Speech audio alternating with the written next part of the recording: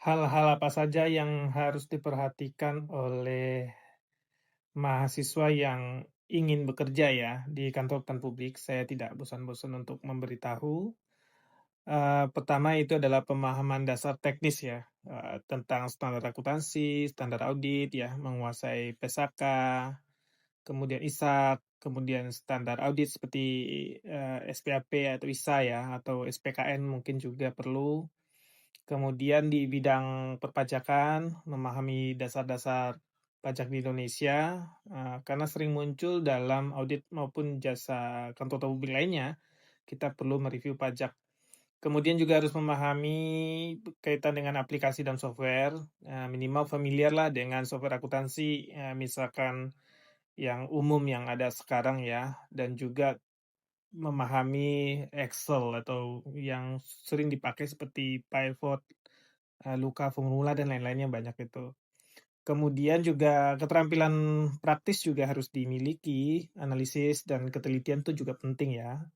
Ini juga dibutuhkan dalam proses audit untuk, di mana audit itu menuntut detail ya, menuntut kemampuan detail dan keakuratan yang tinggi gitu. Kemudian juga kemampuan dokumentasi, jangan lupa menyusun, working paper dengan rapi sesuai dengan standar, ya kan. Kemudian mengatur waktu harus bisa, time management, karena seorang auditor itu harus disiplin, ya kan. Karena di saat musim audit itu tiba, maka, kita sangat dikejar oleh waktu. Dan juga memahami terkait dengan etika dan standar profesionalisme, ya kan, independensi, bagaimana kita menjaga integritas, itu perlu dipahami juga, menjaga objektivitas dalam bekerja gitu. Nah, kemudian juga seorang auditor itu harus mampu menjaga rahasia gitu.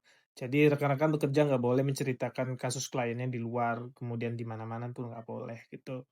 Karena informasi klien itu bersifat sensitif soalnya, tidak boleh disalahgunakan atau disebarluaskan. Dan juga harus punya sikap tanggung jawab, terus harus terus belajar, bersedia terus-menerus belajar. Jadi jangan, sampai ketinggalan informasi dan, hal-hal baru ya berkaitan dengan keuangan, perpajakan, dan segala macam. Dan juga harus menguasai soft skill nih, komunikasi. Seorang auditor itu harus punya komunikasi yang baik.